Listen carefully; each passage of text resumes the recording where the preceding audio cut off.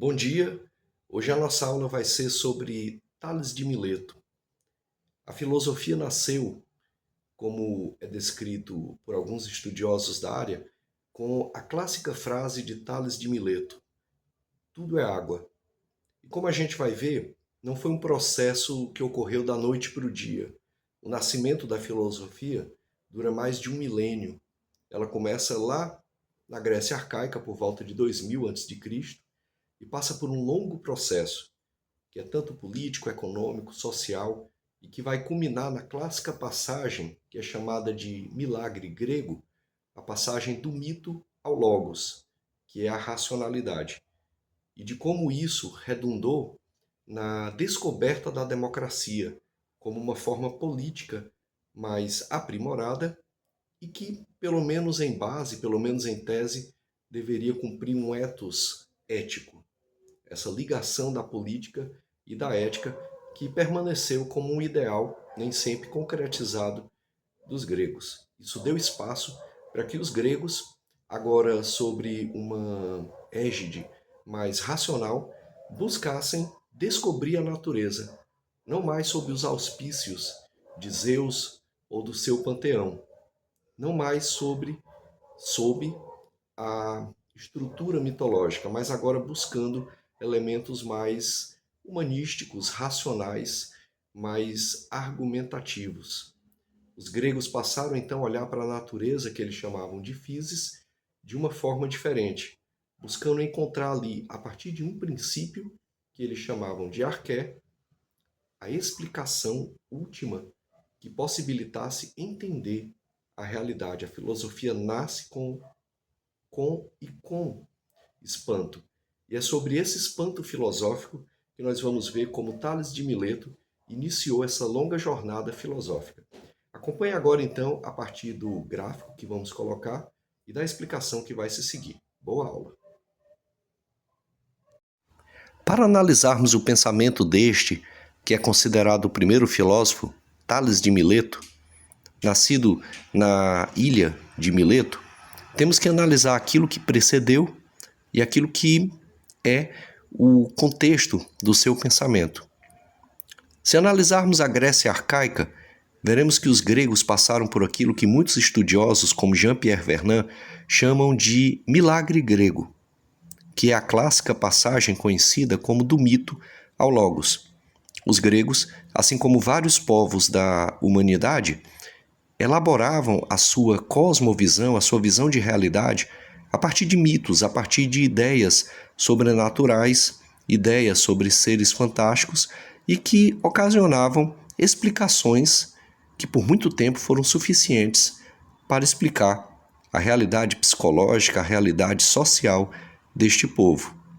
Porém, devido a vários problemas, sobretudo de ordem social, política, sobremodo, os gregos elaboraram, e por isso o nome milagre, porque é tema ainda de bastante discussão, aquilo que ficou conhecido como logos, que traduzido de forma livre seria razão, racionalidade, pensamento argumentativo, pensamento explicativo, algo do tipo. O fato é que o logos grego deu origem ao surgimento de uma grande invenção, que é a democracia, da palavra demos, que pode ser traduzida como povo, e krasia, que pode ser traduzida do grego como kratos, poder, ou seja, o poder do povo.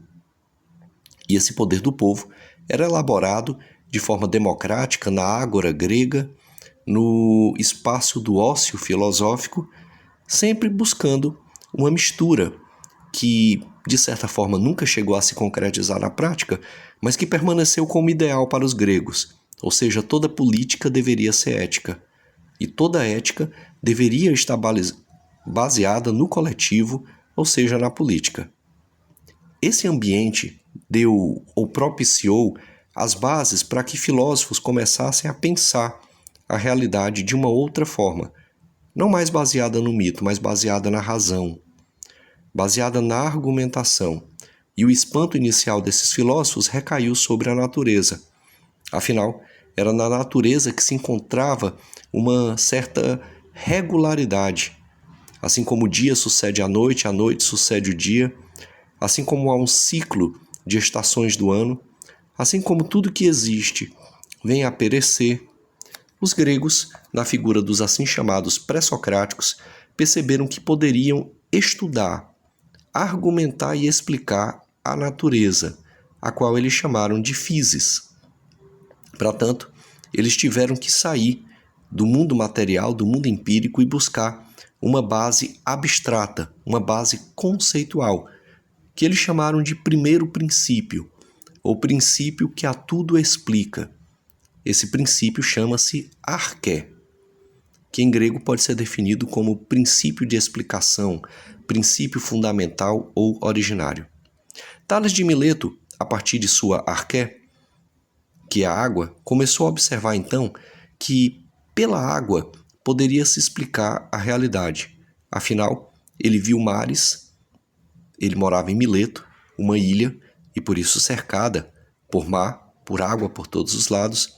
Ele viu que o nosso próprio corpo era formado por água e que quando um ser morria, ele deixava de ter água. Viu que a água era fundamental para manter todo um ecossistema biológico. E por isso ele elaborou que toda a realidade era água. Porém, esse ponto é onde se dá o salto qualitativo e por isso ele é considerado o primeiro filósofo. Pois se ele começa falando da água, H2O, da água material, essa que nós bebemos, essa com a qual tomamos banho, ao final ele não está mais falando de água nessa forma, mas falando de água como uma abstração, de água como uma ideia, como um princípio, que é arché. Daí vem sua célebre frase, tudo é água. A partir dessa frase, tudo é água, Tales não está mais falando da água física, mas da água enquanto um princípio abstrato chamado arché, que explica racionalmente a totalidade da realidade. Como falar sobre a realidade tão gigantesca, tão avassaladora a partir de um único princípio? Tales descobriu que seria possível, e esse princípio, essa arché, seria a água.